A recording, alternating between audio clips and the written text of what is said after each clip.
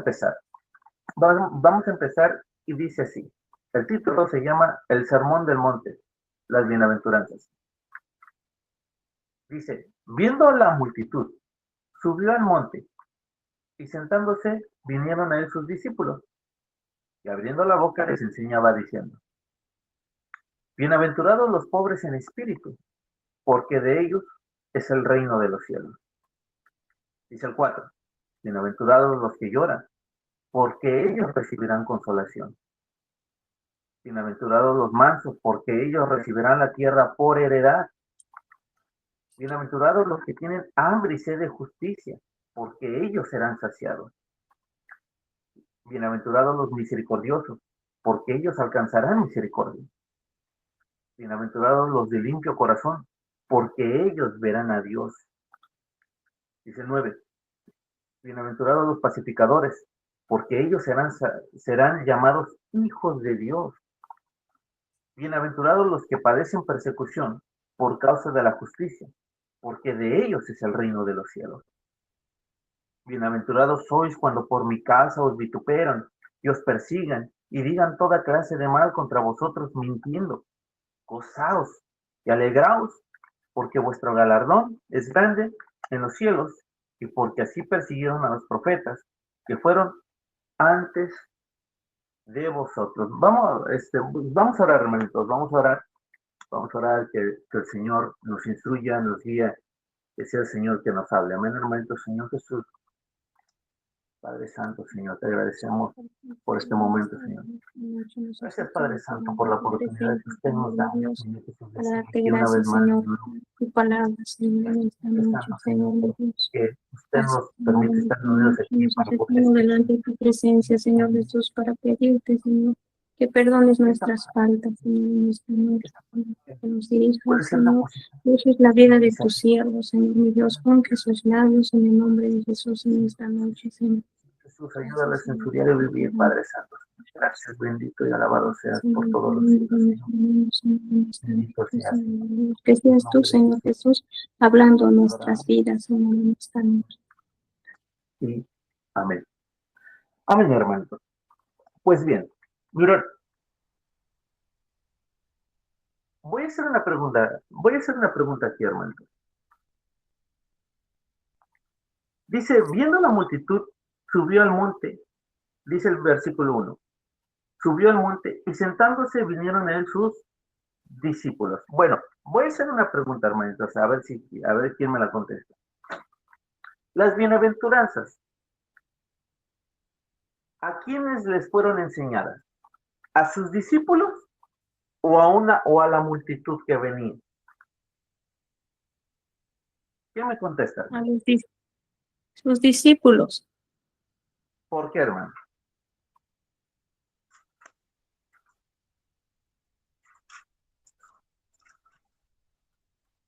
porque les enseñaba.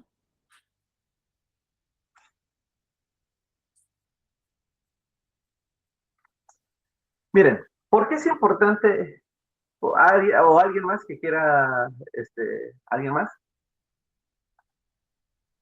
Miren, ¿por qué digo esto? Porque ahorita se va a poner muy bueno esto. Miren, antes de empezar, hermanos, o más que nada, necesitamos recalcar esto o entender esto bien.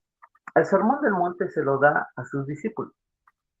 Miren, quiero que vayamos a Lucas, capítulo 6, versículo 12, hermanos. Lucas, capítulo 6, versículo 12. Para saber qué es lo que sucede en ese trasfondo. Y más que nada, aquí nos enseña. Ahorita vamos a entender bien esto. Lucas capítulo 6, versículo 12. ¿Ya estamos ahí, hermanos?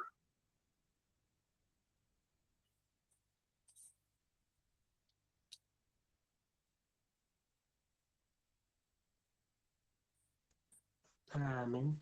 ¿Ya estamos ahí, hermanos?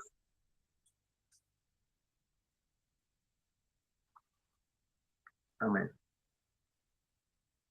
Bueno, Amén. ya si están ahí, hermanos, dice así. Dice, en aquellos días, él fue al monte a orar y pasó la noche orando, perdón, y pasó la noche orando a Dios.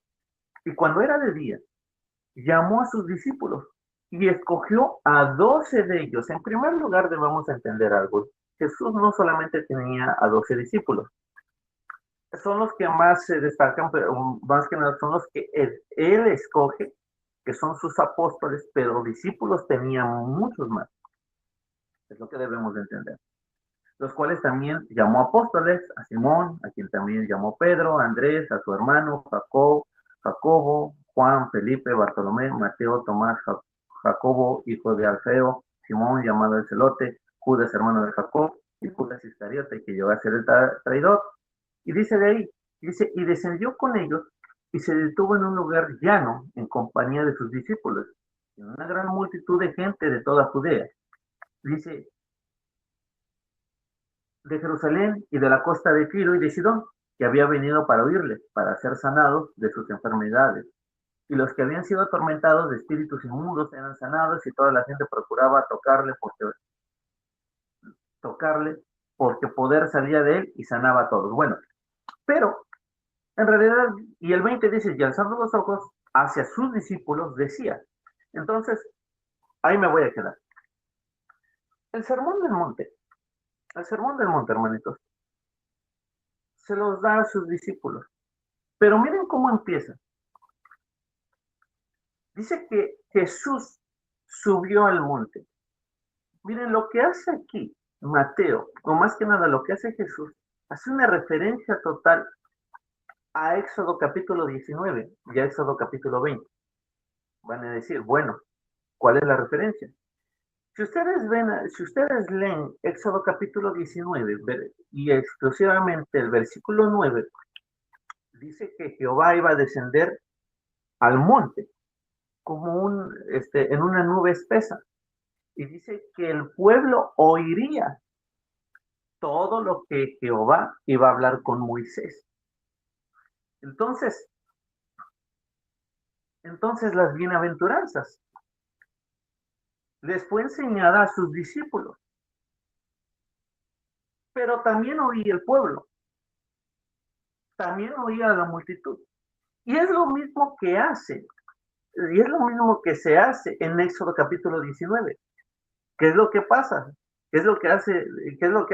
Dios le dice a Moisés, Dios le dice a Moisés, prepara al pueblo, santifícalo, etc.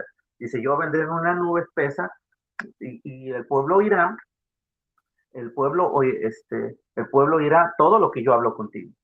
Exclusivamente Éxodo 19, capítulo 19, versículo 9. Entonces es una gran referencia a lo que hace. Pero miren la diferencia miren la diferencia que hay aquí. Jehová viene, Jesús sube al monte, Jesús escoge a 12, Dios escoge a Moisés escoge a Aarón para que suba con él. Entonces Moisés no estaba solo. Y Jesús, de entre sus discípulos, escoge a 12 y les enseñaba. Lo mismo hace esto, lo mismo. Esto es una gran referencia de Éxodo, con lo que hace aquí, las bienaventuranzas, con lo que hace Jesús, enseñándoles en el monte. Pero aquí hay una gran diferencia. La diferencia es de que en Éxodo, si ustedes se dan cuenta, viene no solamente para que escuchara al pueblo, solamente para darle una instrucción a Moisés. Solamente estaba hablando con Moisés, pero también el pueblo escuchaba. Pero aquí Jesús, siendo la encarnación de Dios, más que entendemos, Jesús siendo Dios, viene enseñándoles personalmente. Viene enseñándoles a sus discípulos. ¿Y qué dice? Y algo que me encanta de aquí. Hay una palabra que podemos entender completamente, o que podemos ahorita, o que ya leímos. La palabra bienaventurado, que se repite completamente. En el Éxodo, hermanitos, se les da una ley, se les da la ley, lo que tienen que hacer, una instrucción, algo que ellos tienen que hacer. ¿Para qué? En Deuteronomio capítulo 28 habla acerca de las bendiciones. Si ustedes leen Deuteronomio capítulo 28 habla acerca de las bendiciones. Mas si tú guardares todas las palabras que están escritas en este libro, yo te bendeciré en tu entrar, en tu salir, en tu ganado, etcétera, en tu tierra, tendrás buenos frutos. Pero aquí dice, pero obviamente la ley no te recompensa, ¿cómo te diré? La ley, debemos de entender, hermanitos, que era para castigarte, era para castigar era para castigar tus transgresiones, no para recompensarte. Ahora los judíos, obviamente para ellos, y ahorita vamos a entender todo esto, ahorita lo vamos a desglosar bien. En el Antiguo Testamento se les da la ley, pero aquí Jesús viene y les da bienaventurados, bienaventuranzas. ¿Y qué significa la palabra bienaventurado, hermanito? ¿Qué creen que significa la palabra bienaventurado? Miren, hermanitos, la palabra bienaventurado viene de la palabra griega que se llama Macarios. Esta palabra, hermanito, se definía no solamente a una felicidad no solamente a una felicidad externa, sino se representaba a un favor que Dios te daba, independientemente de lo que tú estabas pasando, cualquier circunstancia que tú estabas sucediendo, era un favor que Dios te daba. Entonces acá Dios les da la ley para que la cumplan, si no serán castigados, mas aquí Jesús les dice, bienaventurados, bienaventurados. Y la bienaventuranza viene a través del favor. La bienaventuranza, más bien, perdón, es el favor de Dios. Las bienaventuranzas, hermanito, que aquí podemos leer, son en realidad el carácter, o más que nada la vida de cómo debe de ser un cristiano. Y miren, vamos al versículo 3. Dice, bienaventurados los pobres en espíritu, porque de ellos es el reino de los cielos, hermano. Miren, la palabra pobres viene de una palabra griega que se llama tochos. ¿Y qué significa esta palabra, hermanitos? Esta palabra para definir pobre, o en ese tiempo para lo que se le definía a un pobre, era una persona que era carente total de todas las cosas. No tenía fuerzas para sustituir, para sobrevivir él mismo. Él estaba exclusivamente, su vida dependía de alguien exterior, no de él, no de sus propias fuerzas. No era de alguien, no era de algo que él podía sustentar. Esa palabra la definía solamente para esas personas que literalmente no podían hacer nada por ellas mismas. Entonces, fíjate lo que dice, bienaventurados los pobres en espíritu. Entonces, ¿qué nos da a entender aquí el Señor? Que toda nuestra fuerza, que todo lo que nosotros conocemos, que todo lo que pensamos, que todo lo que nosotros podemos decir que nos ayuda, que podríamos decir que podemos hacer algo, no sirve.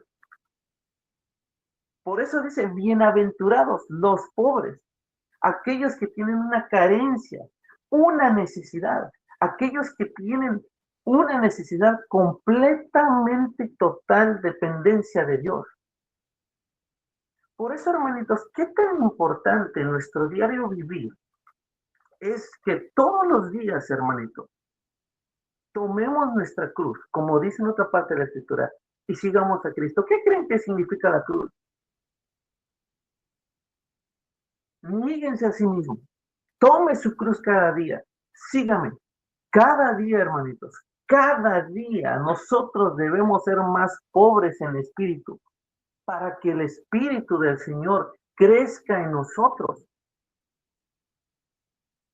No depende nosotros no depende de lo que podemos hacer o de lo que podemos hacer por Dios. Miren la diferencia del Antiguo Testamento. Ellos tenían que hacer algo para agradar a Dios. Y aquí Jesús te dice, no, eres bienaventurado, porque Dios está haciendo, porque Dios va a hacer algo contigo. ¿Ven la diferencia? Acá les dan mandamientos, no estoy negando los mandamientos, pero ve la diferencia. Tienes que hacer los mandamientos para poder agradar a Dios. Mas aquí Jesús te dice, mas aquí dice, bienaventurado eres, no porque tú hagas algo por Dios, sino porque Dios ha hecho algo porque Dios ha hecho algo por ti. ¿Ven la diferencia? El reino de Dios, hermanitos, no se gana por mérito, estatus o por un estatus moral propia. El primer paso, hermanitos, para poder entrar al reino es reconocer que estamos espiritualmente vacíos, muertos, que necesitamos desesperadamente la gracia para poder nosotros subsistir. Cada día, hermanitos, de nuestra vida tenemos que buscar al Señor. Cada día de nuestra vida. Dice el versículo 4.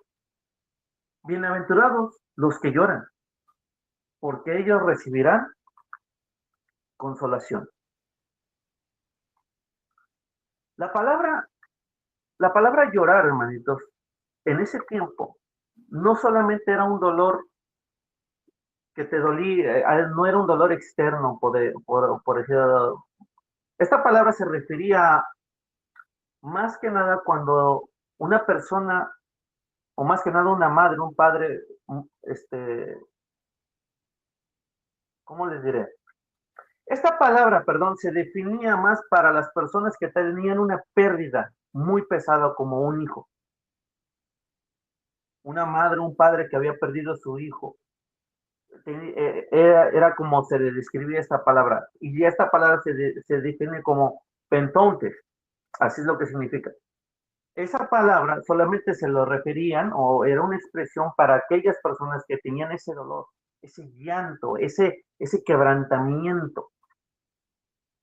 Entonces imagínate cuando dice bienaventurados los que lloran. ¿Qué es lo que quiere el Señor darnos a entender aquí? No es un estado de vivir en amargura, hermanito.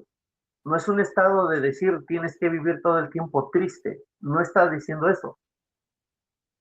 Sino lo que está queriendo decir, hermanitos, es de que cuando nosotros, hermanitos, vemos o pecamos en nuestra vida, cuando nosotros hemos fallado, hermanitos, tenemos que sentir ese mismo dolor como aquellos que han perdido a un ser querido. De la misma forma, ese pecado que lamentablemente a veces hacemos, hermanito, consciente o inconscientemente, es la misma forma que Jesús dice, bienaventurados aquellos que se rompen en llanto cuando pecan contra Dios. Aquellos que cuando ves la injusticia, cuando ves cuando ves realmente lo que el pecado realmente es, una destrucción total. Entonces el Señor nos llama, no a vivir una vida, vuelvo a repetir, no a vivir una vida llena de dolor en el sentido de voy a estar amargado toda mi vida, voy a llorar toda mi vida. No, no está diciendo eso. Está diciendo de que cuando tú veas esa injusticia, cuando veas tú un hermano caer, cuando tú veas, o más que nada estás viendo a una persona, un miembro de la iglesia en pecado, o cuando tú mismo pecaste, te duele, te quebrantas, te humillas, de la misma forma en como una persona ha perdido a un ser querido. Jesús se refiere a aquellos que sienten un dolor profundo por su propio pecado y por el quebrantamiento y la injusticia del mundo. ¿Y qué es lo que hace Dios aquí? Dios les dará consolación. Dios da el perdón, hermanito. Dios nos ha perdonado. Dios nos ha llamado, hermanito. Amén, hermanos. Dice el 5. Bienaventurados los mansos, porque ellos recibirán la tierra por heredad. Miren, hermanitos, para ustedes, ¿qué entienden por ser mansos, hermano? A ver, alguien que me pueda responder. Para ustedes, ¿qué significa? Para ustedes, cuando dicen, es manso? ¿Qué cree que se refiere? ¿Qué entienden por ser mansos? Este, ¿puedo dar mi opinión? Claro que sí, hermano. Adelante. Eh, Manso, dice la escritura, manso y ser humilde, es como dejarse moldear. Manso es como dejarse moldear. Ok. ¿Alguien más, hermanos? Am, sería alguien que pues se deja instruir, alguien que se deja guiar, alguien que escucha y atiende al pues, sí, no, al llamado pues, de Cristo, ¿no? Eh, Ok. alguien que está dispuesto a hacer todo lo que se pide sin reproche alguno. Ok. ¿Alguien más, hermanos? ¿Nadie más? Bueno, miren, en nuestra cultura nosotros entendemos que más que nada cuando a alguien se le habla de más, es bien sencillo, es como, es bien dejado, es bien, es débil, pues es cobarde, ¿no? Podríamos también llamarlo de esa forma, pero miren, hermanitos, la palabra manso en ese tiempo, ¿para quién se le llamaba? Miren, la palabra manso significa, en la palabra griega es pareisis, que significa mansedumbre. Y esta palabra se utilizaba para describir, por ejemplo, a un caballo salvaje que había sido domado, hermanito. Esa palabra era para describir a un caballo fuerte, que era salvaje, que era que andaba en el monte, o más que nada, que era un caballo que no se dejaba domar, o más que nada, perdón, que era un caballo de ese tipo que había sido domado. Que había sido domado. Entonces, entonces cuando el Señor dice, bienaventurados los mansos, porque ellos recibirán la tierra por heredad. Nosotros, hermanos, no perdemos tal vez ese carácter fuerte, tal vez para algunos que podríamos tener, o, o ¿cómo les diré? Nuestra fuerza, hermano, ya nosotros no lo utilizamos conforme nosotros queremos. ¿A qué quiero decir con esto? Sino confiamos completamente en que el Señor en su soberanía hará lo que tenga que hacer, dependiendo de lo que pasemos, hermano. Entonces, una persona que es manso, cuando dice el Señor, bienaventurados los que son mansos, la mansedumbre es el poder que, que tiene el Señor, que nos tiene bajo control, que obviamente renunciamos a defender nuestros derechos propios, que renunciamos a cómo nosotros arreglamos las cosas, de cómo nosotros arreglamos de decir, mira, yo lo voy a hacer así, así, así. Tengo este problema, voy a hacer esto de tal forma. Y dice el Señor, no, espera, confía en mí. Espera, yo voy a hacer la obra. Porque a veces, hermanito, mire, y nos ha pasado, ¿no? Que a veces nosotros hemos querido hacer cosas, o más que nada, a veces hemos querido arreglar ciertos problemas o ciertas situaciones que nos pasan en nuestra vida, y lo queremos arreglar a nuestra manera. Lo queremos arreglar a nuestra forma de cómo, a lo que nos han enseñado, ¿no, hermano? Muchas veces ha sido miren, hermano, si lo voy a poner un claro ejemplo, ¿no? Muchas veces alguien se nos pone al brinco y nosotros también queremos decir, busqué, ¿no? Así de, pues, órale, ¿no? Pues como veas. Pero no, dice el Señor, espera, no arregles de esa forma tus problemas. A veces, por ejemplo, pasas una circunstancia difícil, hermanito, y no solamente tal vez en eso, tal vez en muchos otros ejemplos que hay, hermanitos, que se haría muy largos si los empiezo a describir, pero muchos otros ejemplos que tal vez o más que nada, muchas anécdotas que ustedes han pasado, muchas cosas en las que ustedes han pasado y de repente lo queremos arreglar a nuestra propia manera y dice el Señor, no, espera, quita tu orgullo, Quita tu fuerza. O más que nada, no utilices tu fuerza. Deja que yo, dice el Señor, deja que yo actúe. No lo hagas conforme tú te han enseñado. Es conforme yo lo voy a hacer. Porque recuerden, hermanos, lo que el Señor es, lo que el Señor hace, lo hace con un propósito. Y tenemos que confiar en Él. La mansedumbre, hermanitos, es el poder bajo el control de Dios. Es la renuncia a defender todos los derechos propios con agresividad, orgullo, confiando en la justicia final que le pertenece al Señor. El mundo premia la arrogancia y el control violento, pero Dios premia la confianza humilde, hermano. Amén. Dice el versículo 6. Bienaventurados los que tienen hambre y sed de justicia, porque ellos serán saciados. Miren, hermanitos, la palabra, o más que nada, hambre y sed de justicia, ¿por qué decía todo esto? Miren, hermanitos, recuerden que los israelitas estaban dominados bajo el Imperio Romano y había muchas injusticias, había mucha escasez.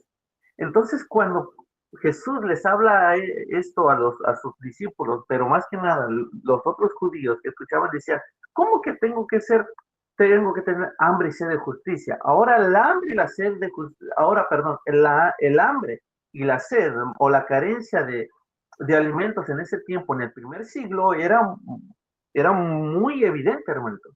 Había mucha gente que no tenía, demasiada gente que no tenía, que no tenía con qué alimentarse, no tenía con qué sustentarse.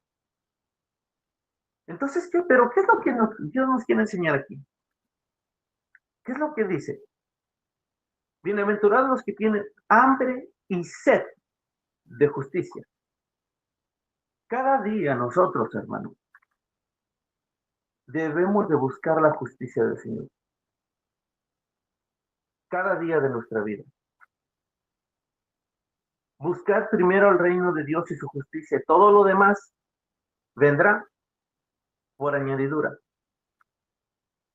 Miren, hermanos, aquí abarca tanto la justificación personal ante Dios como el deseo de ver las cosas que se hagan rectamente en la sociedad. ¿Qué quiere decir con esto, hermanitos? Cuando tú tienes hambre y sed de justicia, hermanito, cuando tú empiezas a ver una injusticia, tal vez fuera de tu casa, y como a veces lo vemos muchas veces, miren, yo en mi caso, yo les puedo dar un caso, hermano, crean o no, hermano, cuando vemos a veces las noticias, eso nada más así rápido, cuando ves cómo está nuestro país, cuando ves cómo está o incluso nuestra colonia, ¿no? Ves a una persona que está siendo injusta con otra, te da ese sentimiento, ese ardor de decir, ¿cómo puede ser posible esto? Te duele cuando hay ese tipo de injusticia, te duele cuando, pues lamentablemente nuestros gobiernos, nuestros políticos lamentablemente han vendido su ética, su moral por unas monedas.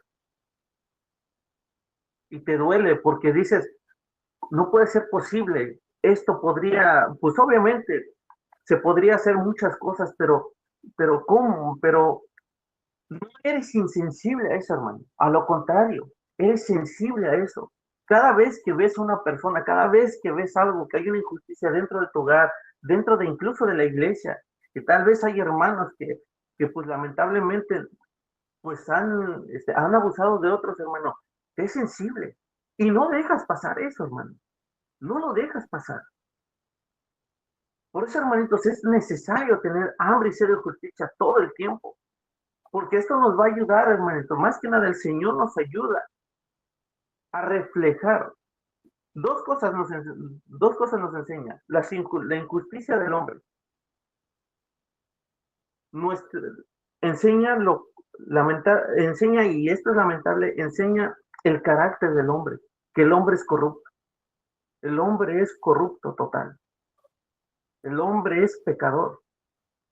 Pero cuando el Señor nos llama a su gracia, empezamos a buscar nosotros la justicia. Empezamos a buscar nosotros la santidad. Empezamos a buscar nosotros el camino perfecto. o más que nada, o empezamos a caminar en el camino perfecto que es en Jesucristo. Y empezamos a ver todo lo demás ya no como un juego, hermano, no como algo que, si hay algo insensible, no es algo que sea insensible a nosotros.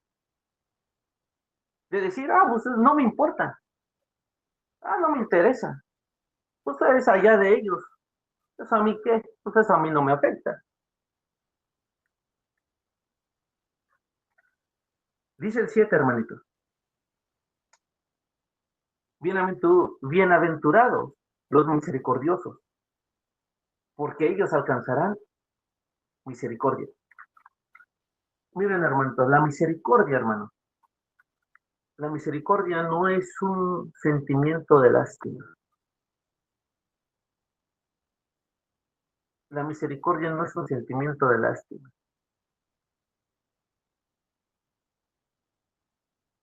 La misericordia abarca algo más allá, hermano. No solamente no solamente es perdonar tal vez una transgresión, sino es ayudarle a aliviar el dolor.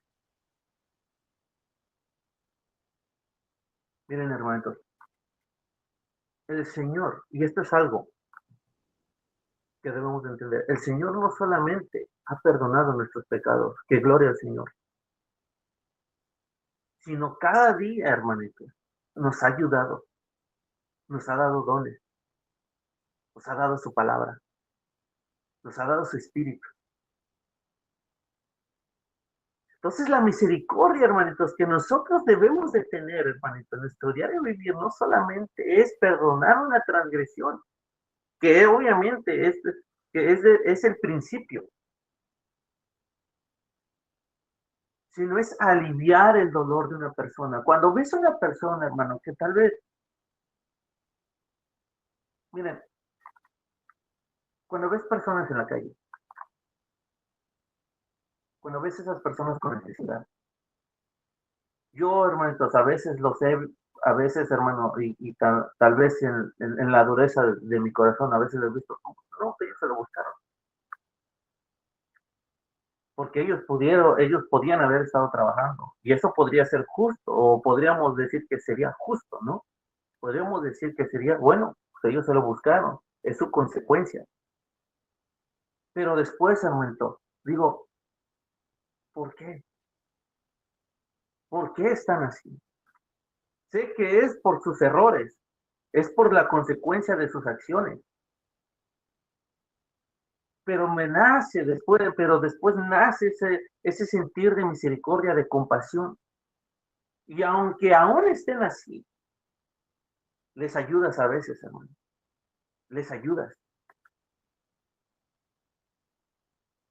Un ciudadano del reino, hermano, perdona y ayuda porque entiende cuánto ha sido él perdonado. Nosotros perdonamos porque nosotros entendemos cuánto Dios nos ha perdonado, hermano. Cuánto Dios ha tenido misericordia de nosotros. Recuerden, hermano, nosotros no merecemos gracia.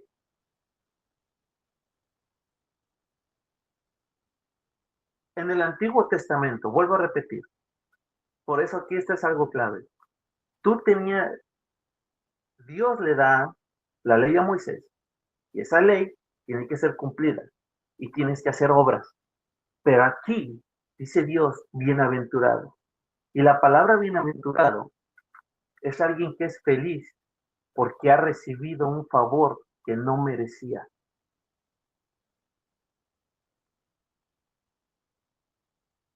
Somos, somos bienaventurados, hermano. Somos bienaventurados. Y nuestro carácter ahora, de esa bienaventuranza que el Señor nos ha dado, es tener misericordia por los demás.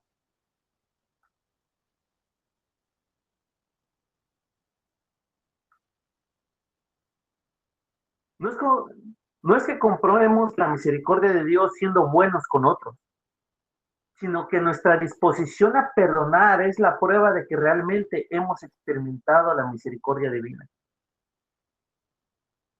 Amén, hermanos. Dice el 8. Bienaventurados los de limpio corazón, porque ellos verán a Dios. ¿Qué significa la palabra limpio en el griego, hermano? La palabra limpio en el griego significa kataros. Y esta palabra se utilizaba para cuando se refinaba el oro, cuando pasaba el oro por el fuego. No se refiere a una perfección impecable de nuestras acciones, hermano, sino a la pureza de nuestros motivos. Un corazón limpio, hermano, es un corazón que no está dividido. Y aquí debemos entender algo, hermano, que Jesús apunta directamente al interior, contrastando con la religiosidad de los fariseos. ¿Qué pasaba? Miren, hermano, ¿qué pasaba con los fariseos? Contrastando, perdón, con la religiosidad de los fariseos. ¿Qué pasaba? Los fariseos, ellos, ¿qué mostraban? Miren, hermano, si ustedes leen, y bueno, es que Mateo está muy largo, hermano, está muy largo. Yo solamente me voy a quedar hasta el 2.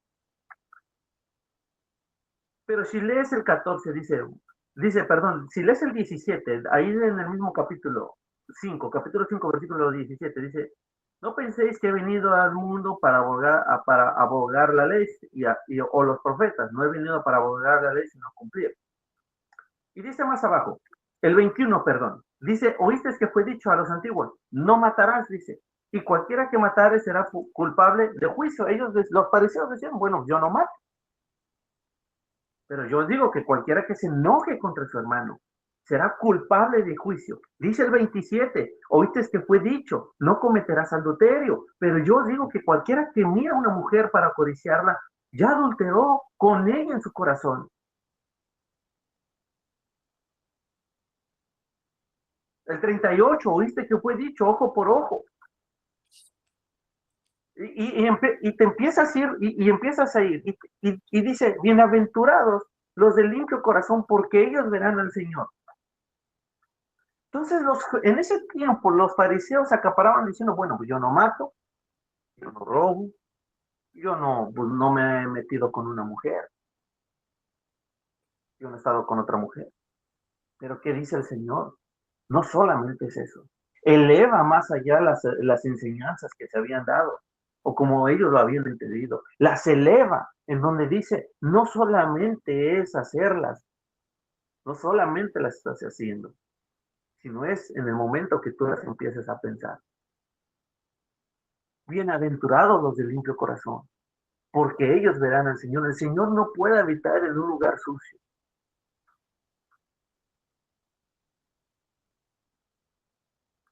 Amén, hermanitos. Quienes buscan a Dios con motivos sinceros, sin dobles, sin doble moral, sin hipocresía, dijo en otra parte de su historia, dice que no seamos hombres de doble ánimo, seamos realmente sinceros. Experimentan una comunión y una claridad espiritual tan íntima que es descrita como ver al Señor. Hermanos, cuando nosotros descansamos, hermanos, cuando realmente el Señor nos ha limpiado nuestro corazón, descansamos en sus promesas, descansamos en lo que, quién es Él, descansamos en Él, hermanos, descansamos en su gracia, hermano, descansamos, hermano. Por eso dice, venid a mí los que estén cargados y cansados, yo los haré descansar. Dice el 9, bienaventurados los pacificadores, porque ellos serán llamados hijos de Dios. Ahora, hermanitos, ¿qué entiendes por ser pacificador? Alguien que me contesta, hermano. ¿Qué entienden por ser un pacificador?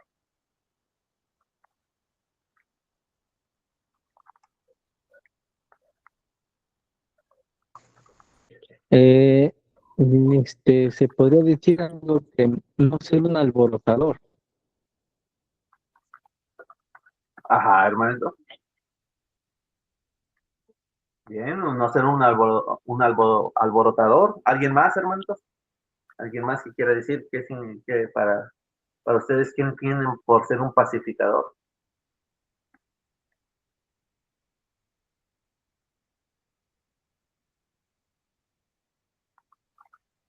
¿Alguien más, hermano?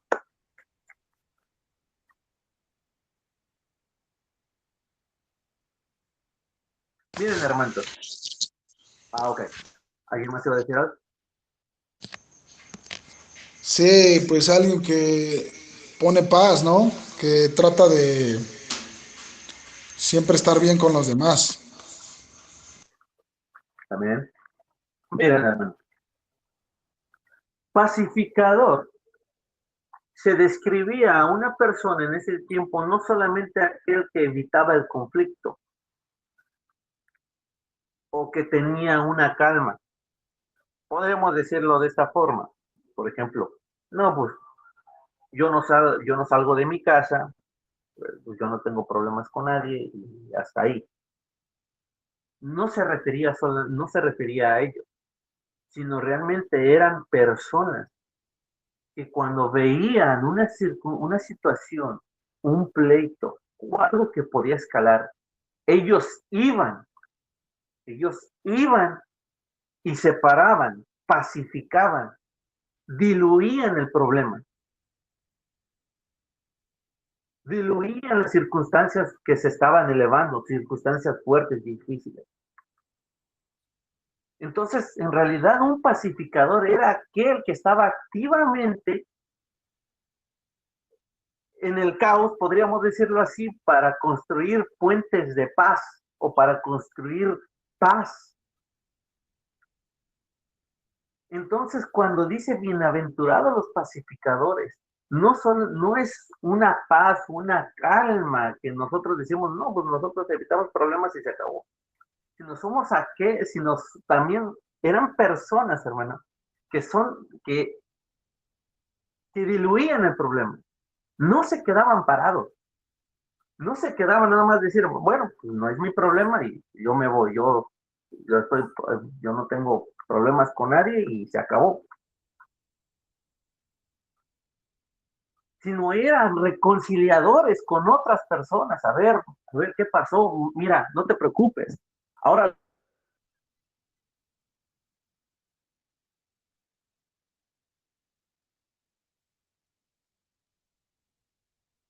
ay, discúlpeme, hermano, se me fue, se me fue. ¿En qué estaba?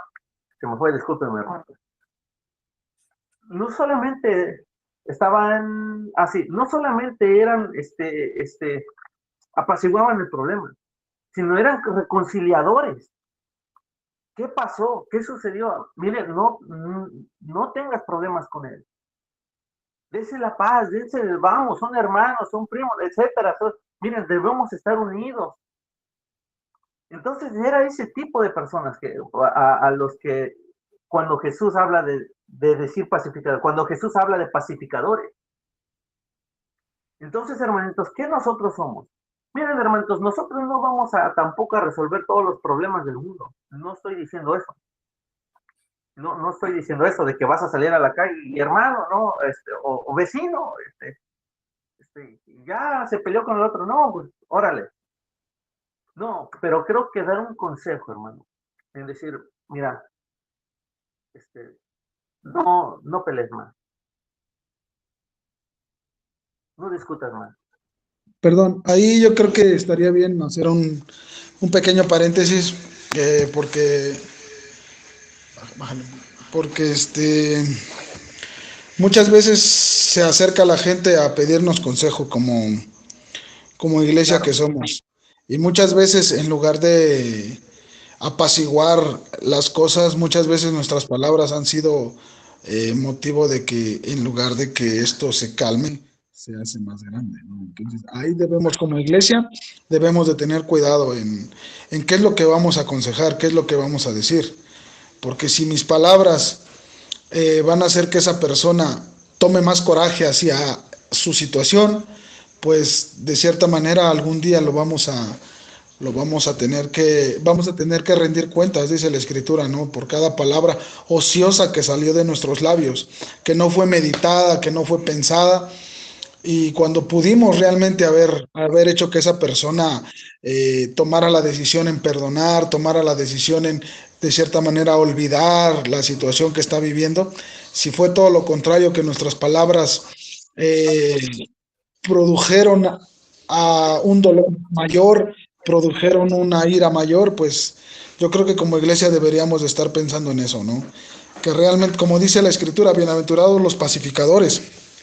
Entonces eso es algo que nos tiene que caracterizar como iglesia, de siempre tratar de que no solamente nosotros estar en paz con los demás, sino, como dice la Escritura, sino cuando alguien nos pida un consejo, también tratar de dar, ir sobre esa misma línea, que es el perdón, ¿no? Que sobre todo, pues aquí va a surgir o va a emerger lo que es el perdón. Hasta ahí dejo. Ok. No, y qué bueno, porque miren, hermanitos, en Proverbios capítulo 15, versículo 1, habla donde dice, la blanda respuesta quita la ira, mas la palabra áspera hace subir el furor. Entonces, ¿qué tan importante nosotros, hermanitos, nuestra palabra realmente lleva, nuestras palabras llevan consecuencias, hermano? Nuestras palabras repercuyen a los demás, hermanos. Entonces, como nosotros, como responsables, y más que nada como nosotros conociendo al Señor, hermanos, ¿cómo debe de ser nuestro hablar? ¿Cómo debe de ser nuestra palabra? ¿Qué consejos damos? No, hermano, mándalo a la fregada. No, sí, órale y dale, no, yo te ayudo, ¿no? O no sé, hermano, ¿se me entienden cómo ha sido, no? Pero, pero no es así. En Santiago capítulo 3, versículo 17, hermanitos, Dios señala algo. Primeramente pura, después pacífica, después amable, benigna, llena de misericordia y de buenos frutos. No hay paz real si no se construye sobre la... No hay paz real, hermanitos, si se construye algo sobre la mentira o la injusticia, hermano. No hay.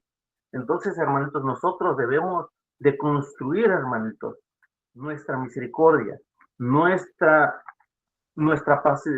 pacificación, hermanitos, en el Señor, porque Él es la verdad. Hermanos, Dios les bendiga, discúlpenme. Bueno, ¿sí me escuchan, hermanos? ¿Sí me escuchan? Sí. Sí, discúlpenme, es que se me descargaron mis audífonos. Dice el 10, dice, bienaventurados los que padecen persecución por causa de la justicia, porque de ellos es el reino de los cielos. Miren, hermanos, ¿qué es la justicia, hermanos? ¿Qué podemos entender? Miren, vamos a leer el 10, 11 y 12. Dice, bienaventurados los que padecen persecución por causa de la justicia, porque de ellos es el reino de los cielos. El 11 dice, bienaventurados sois cuando por mi causa os vituperen, os persigan, os digan toda clase de mal contra vosotros, mintiendo. Y dice el 12, gozaos y alegraos, porque vuestro galardón es grande en los cielos, porque así persiguieron a los profetas que fueron antes de vosotros, hermanitos. Miren, ¿qué podemos entender aquí? Bienaventurados los que padecen persecución por causa de la justicia.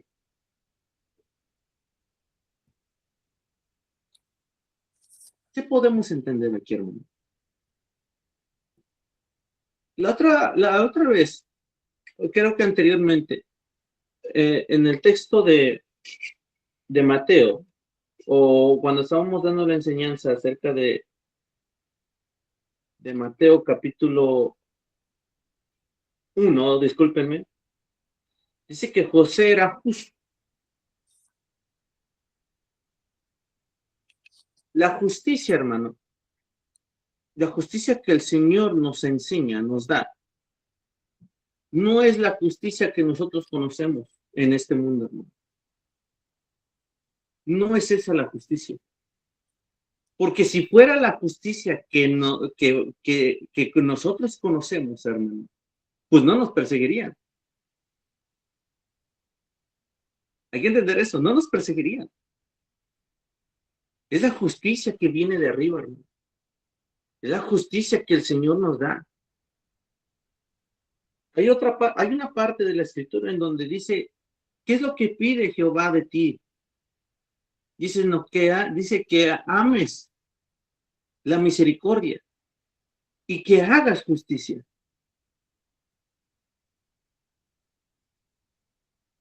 muchas veces, hermano, la justicia, o más que nada la justicia no solamente viene con, no es algo duro, como lo vemos en el Antiguo Testamento, sino la justicia que el Señor enseña viene de perdón, viene de misericordia, viene de compasión, de humildad. Porque si ves la justicia en el Antiguo Testamento, si tú ves la justicia en el Antiguo Testamento, hermanos, pues vemos una justicia dura, fuerte, castigadora, este, podríamos decirlo así, pues, a ver, eso es lo que hiciste, ni modo, es tu castigo. Pero la justicia que Jesús nos enseña, más que nada, y no estoy diciendo que no funciona lo otro, no, pero al Señor, nosotros como cristianos, nuestra justicia tiene que ser mucho mayor.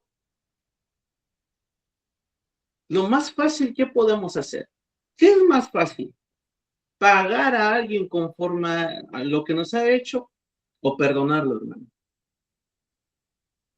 ¿Qué cree que es más fácil?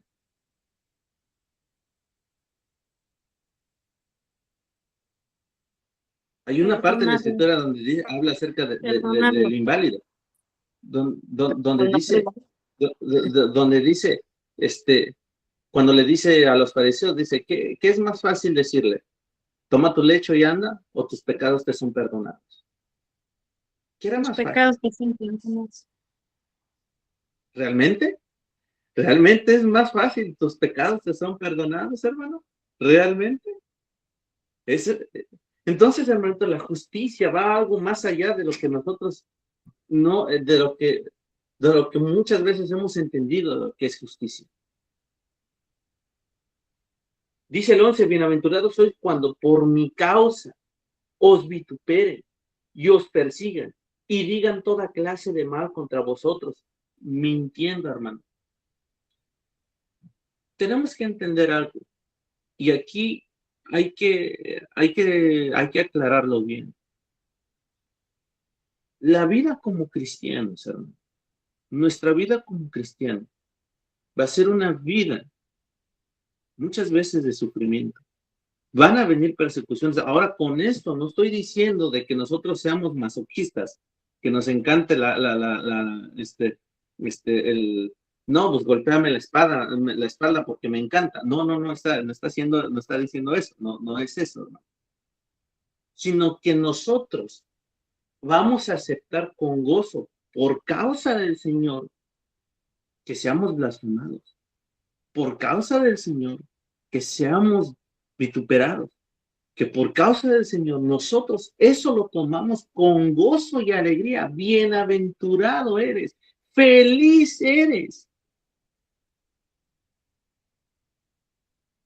Gloria al Señor, porque me dijeron brincacharcos, porque me han dicho hermanos separados, porque me han dicho que no, es que ustedes son mentirosos o me han corrido de una casa, me han querido hasta incluso pegar. Hermano dichoso.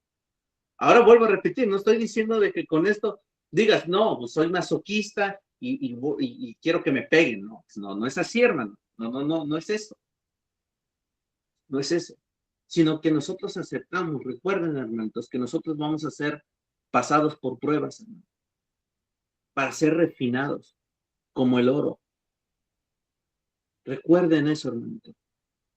Entonces, hermano, nuestra vida como cristianos, cuando entendemos al Señor, vamos a descansar en Él, incluso en las circunstancias que nosotros estemos pasando, cualquier cosa difícil. Señor, en ti confío, Padre, porque soy pobre de espíritu, porque lloro cuando peco, cuando he pecado inconscientemente, porque soy manso, porque tengo hambre y sed de ti en buscarte cada día. Amén, hermanitos. Y miren, saben, hermano, Esto, hermano, esto, lo que el Señor aquí nos enseña, y ahí me voy a quedar en el versículo 12. Dice el 12, discúlpeme, gozaos y alegraos, porque vuestro galardón es grande en los cielos, porque así persiguieron a los profetas que fueron antes de vosotros. Entonces, hermano, gocémonos, gocémonos en el Señor. Miren, hermano, cuando los judíos leían esto, hermano, se les volaba la cabeza, porque ellos entendían de que ser pobre, ser llorón, podríamos decirlo así, ser manso para ellos era un signo de debilidad. Por ejemplo, cuando dice bienaventurados los pobres en espíritu, para ellos era decir, ¿cómo que voy a ser pobre? Si pobre es, ellos eran una representación de que estabas bajo maldición. Entonces, imagínate cuando Dios escribe, cuando Mateo escribe esto y les dice bienaventurados. Cuando escribe esto por parte de las palabras de Jesucristo. Bienaventurados los pobres. Bienaventurados los que lloran. Bienaventurados los mansos. Bienaventurados los que tienen hambre y sed. ¿Se imaginan? Algo que es contrario a todo lo que ellos habían creído durante mucho tiempo, que venían trayendo desde tradiciones y costumbres desde la antigüedad. Y que vinieran y dijeran, ¿cómo este hombre me está enseñando que sea pobre, que llore, que sea manso, que me deje? Y no estaba diciendo que se dejaran, cuando entendemos bien el contexto. ¿Cómo me está diciendo eso? ¿Cómo que tengo que tener misericordia con mi enemigo? ¿Cómo puede ser eso? Es mi enemigo. Imagínense cuando los judíos veían un romano. Imagínense cuando los judíos veían un romano. Recuerden que más adelante, obviamente, habla acerca de amor hacia los enemigos, en el 38, donde dice, ¿oíste que fue dicho? Ojo por ojo y diente por diente. Pero yo os digo, no resistáis al que es malo. Antes cualquiera que te hiere la mejilla derecha, vuélvele también la otra, que eso después lo vamos a estar explicando, hermano. Ahorita ya no voy a tocar ese tema. Pero se imaginan decir, ¿cómo voy a ver, veo a mi hermano judío que está cargando su mochila, que está cargando, pues, sí, las cosas del soldado, porque lo tenían que hacer, una milla. Imagínense, decían, ¿cómo yo tengo que ser manso a eso? ¿Cómo yo me tengo que dejar?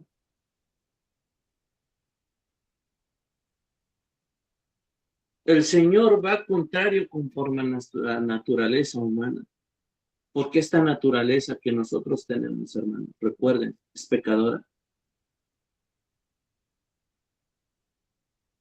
Todo lo que somos o lo que fuimos iba en contra del Señor. Para algunos caminos que nosotros creemos que son buenos, justos y rectos, nos conducen a caminos de destrucción.